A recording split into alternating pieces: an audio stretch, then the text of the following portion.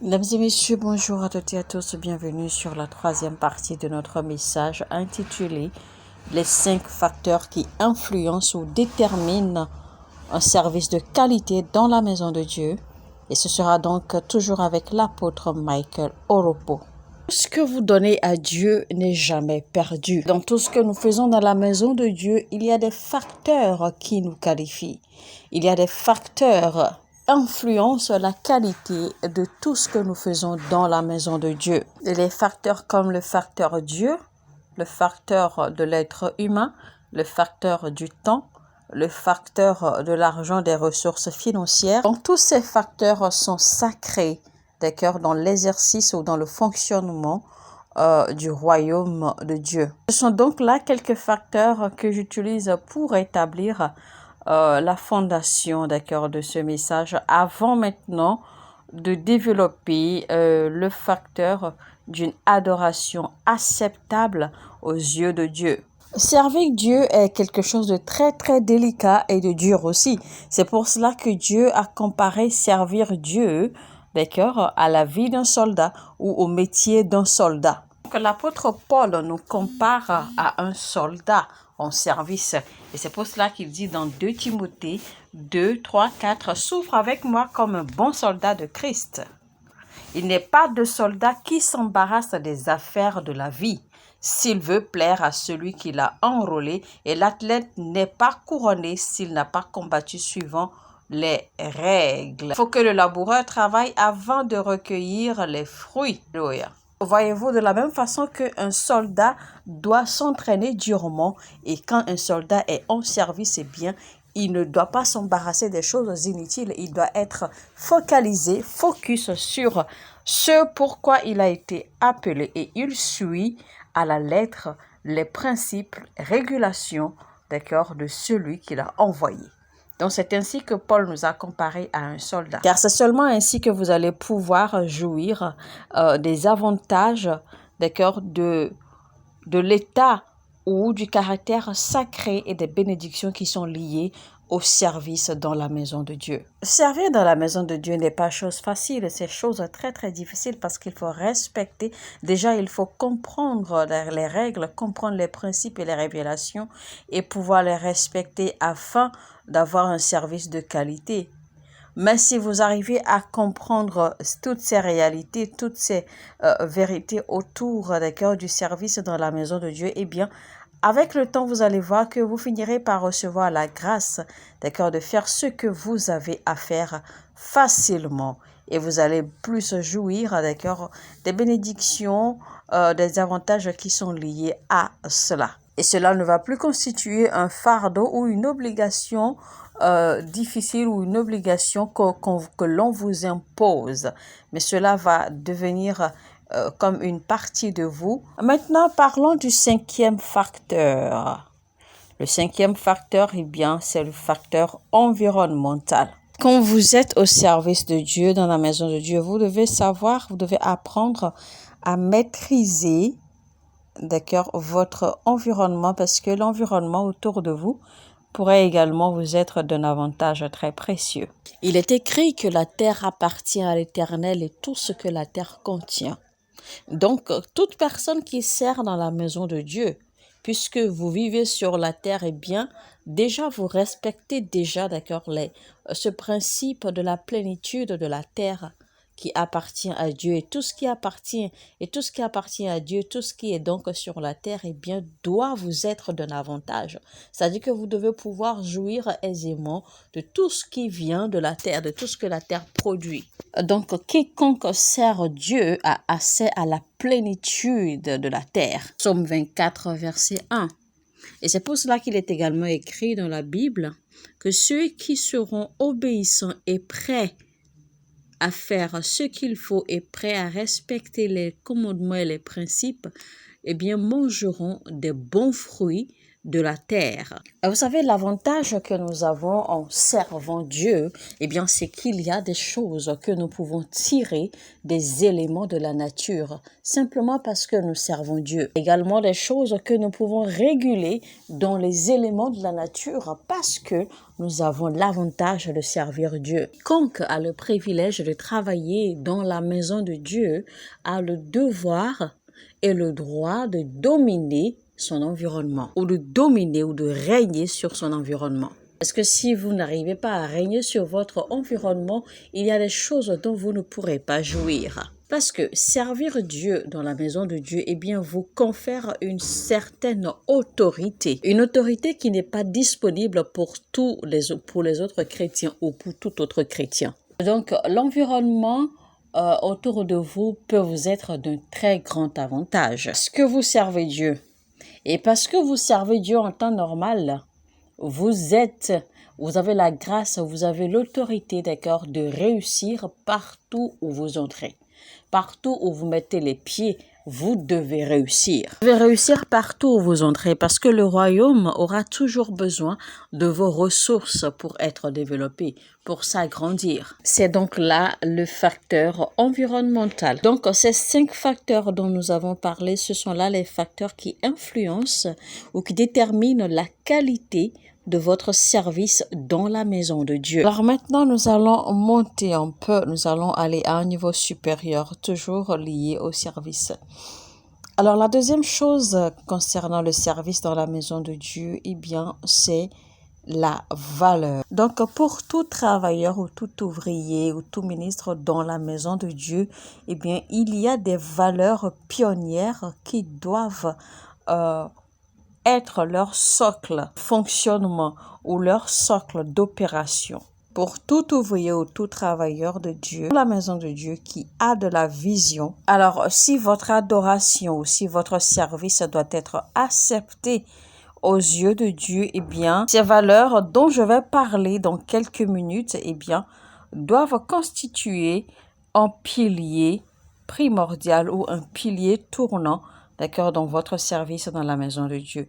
Et donc, ces valeurs, je vais seulement en citer 5 pour l'instant. Donc, ces valeurs doivent couronner votre service dans la maison de Dieu si vous voulez que votre service ou votre adoration soit acceptée par Dieu. Ces valeurs dont je vais parler, ce sont des valeurs qui ne sont pas seulement à être appliquées dans l'Église. Ce sont également des valeurs qui sont applicables à tout secteur de vie, tout secteur de vie dans la société, parce que ce sont des valeurs que ceux qui sont propriétaires de sociétés, d'entreprises, etc., appliquent également, d'accord, pour un bon fonctionnement et pour une vie durable de leurs entreprises et de leurs affaires. Alors, pour que tout le monde puisse comprendre et venir au même diapason, alors nous allons expliquer, nous allons détailler chacune de ces valeurs.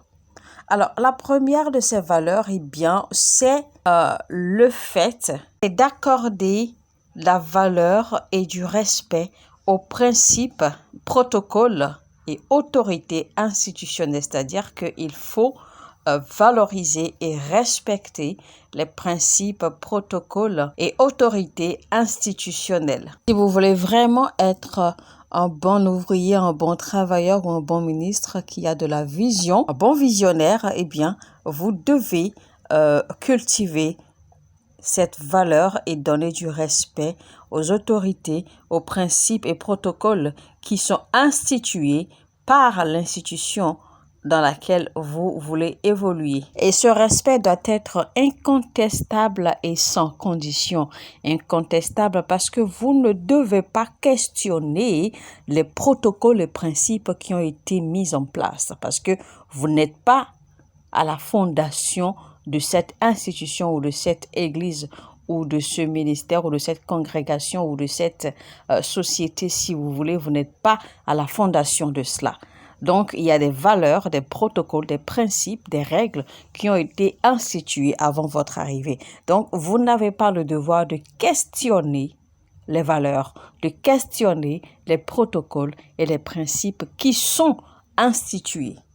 ou établies. Vous n'avez pas le devoir non plus de questionner les autorités établies. Et accorder du respect sans compromis parce que vous n'avez pas le devoir de faillir, d'accord, aux règlements, aux autorités et aux instructions. Donc, si vous n'avez pas cette valeur cultivée, eh bien, vous ne pourrez pas être un bon leader et vous ne serez pas un leader visionnaire, vous ne serez pas non plus un travailleur ou un ouvrier visionnaire et vous risquez de devenir comme un poids dans le système.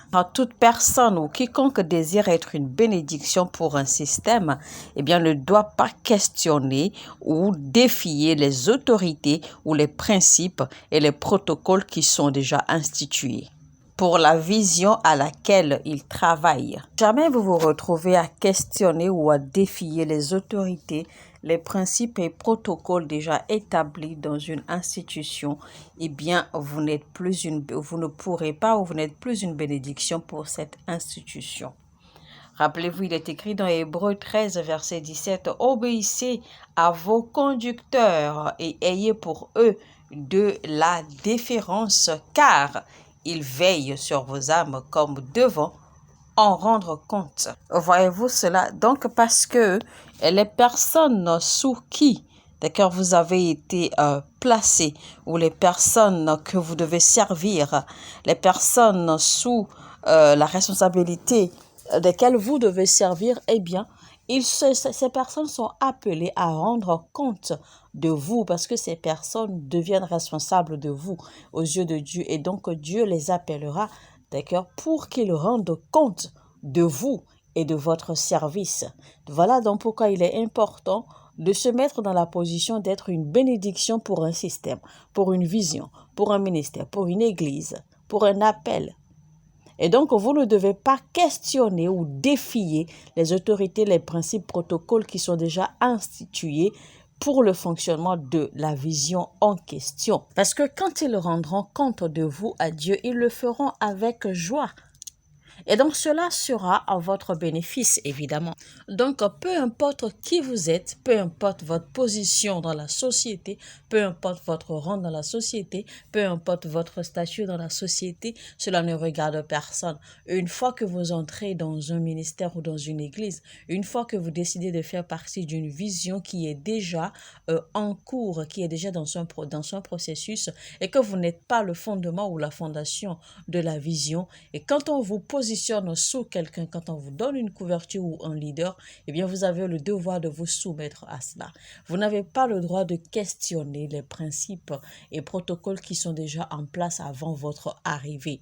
Quand on vous dit que voici comment les choses sont faites ici, eh bien, vous avez simplement le devoir de respecter et de vous soumettre, d'accord, aux protocoles déjà installés ou déjà institués. Il y a une façon dont la maison de Dieu fonctionne. Peu importe votre rang social à l'extérieur, une fois que vous entrez dans la maison de Dieu, eh bien, vous vous soumettez aux protocoles et aux principes qui sont déjà institués. Peu importe d'où vous venez ou ce que vous possédez. Vous devez comprendre les principes de fonctionnement ou les principes d'opération du royaume de Dieu. Pour un bon avancement, il y a des principes selon lesquels les choses doivent fonctionner. Et ces principes doivent être respectés par tout le monde, peu importe votre classe, votre statut, votre âge, votre connaissance, votre connexion, peu importe. Que nous ne parlons pas, d'accord, dans l'Église des statures sociétaires, mais nous fonctionnons plutôt selon la gouvernance du royaume. Parce que n'oubliez pas, c'est Dieu qui établit les autorités, c'est Dieu qui établit les leaders. Donc, même si vous êtes quelqu'un d'une classe élevée dans la société, une fois que vous entrez dans l'église, si votre leader dans un département est plus petit que vous, ou que vous pensez que votre leader dans un département n'arrive pas à votre cheville, eh bien, ce n'est pas un problème. Vous n'avez qu'à vous soumettre simplement parce que vous êtes venu dans la maison de Dieu. Vous n'êtes pas dans le monde, vous n'êtes pas dans la société. À l'extérieur, vous avez votre classe, vous avez vos autorités, etc. Mais une fois que vous entrez dans la maison de Dieu, eh bien, soumettez d'accord au leader que on l'a placé sur vous et soumettez-vous aux principes et calmez-vous, faites ce que vous avez à faire simplement. Parce qu'au moment opportun, Dieu verra votre cœur. Dieu voit votre service. Au moment opportun, Dieu vous récompensera de votre service, de votre obéissance et de votre cœur. Dieu n'est pas injuste pour ne pas récompenser votre œuvre d'amour. Même si vous trouvez que le leader que l'on a placé sur vous n'est pas bon, même si vous trouvez qu'il n'est pas juste, qu'il n'est pas gentil, ou qu'il n'est pas comme ceci ou comme cela, ce n'est pas de votre devoir, c'est-à-dire que ce n'est pas à vous de le juger, ce n'est pas à vous de le condamner, ce n'est pas à vous d'en parler. Vous, contentez-vous simplement de faire ce que vous avez à faire. Contentez-vous simplement d'accomplir votre mission, de rendre votre service. Laissez le leader avec Dieu. C'est entre lui et Dieu. Dieu se chargera de lui. Ce n'est pas à vous de chercher, d'accord, à mélanger les choses ou à exposer les choses. Cela n'est pas de votre devoir. Faites ce que vous avez à faire et laissez Dieu faire ce qu'il a à faire, avec qui il veut faire ces choses. Vous devez plutôt penser et vous focaliser sur le fait que vous devez constituer une bénédiction, d'accord, un soutien pour que l'œuvre avance. Vous ne devez à aucun moment et vous ne devez en aucun cas vous permettre d'être un frein pour l'avancement de l'œuvre de Dieu. Donc, s'il faut que vous vous soumettiez, que vous acceptiez tout ce qui vient comme bêtise, pourvu que l'œuvre avance, faites-le. Dieu voit votre cœur. Dieu voit votre service. C'est Dieu qui vous récompensera en fin de compte. Et quiconque fait quelque chose, Dieu voit également. Et c'est Dieu qui se chargera également de récompenser chacun. C'est donc là la première valeur à cultiver et à appliquer. Deuxième valeur, d'accord, qu'il faut cultiver, eh bien, c'est un engagement à une autodiscipline. Alors, mesdames et messieurs, nous allons continuer, d'accord, à partir de la deuxième valeur dans la quatrième partie de notre message. Désolée, mais je l'avais annoncé, cet enseignement sera en série afin que les gens ne passent pas beaucoup de temps là-dessus, afin que les gens puissent facilement assimiler, d'accord, ce qu'ils apprennent. Alors, sur ce, mesdames et messieurs, je vais vous retrouver très rapidement dans la quatrième partie. C'était donc les 5 facteurs qui déterminent ou qui influencent un service de qualité dans la maison de Dieu. C'était donc avec l'apôtre Michael Oropo. Je vous retrouve très rapidement. Likez. N'oubliez pas, cliquez sur le bouton j'aime et partagez au maximum, autant que vous pouvez. Abonnez-vous si vous n'êtes pas encore abonné. Activez la cloche de notification afin de ne rater aucun message. Que Dieu vous bénisse abondamment. Shalom chez vous. Mon heure a sonné et votre heure a sonné.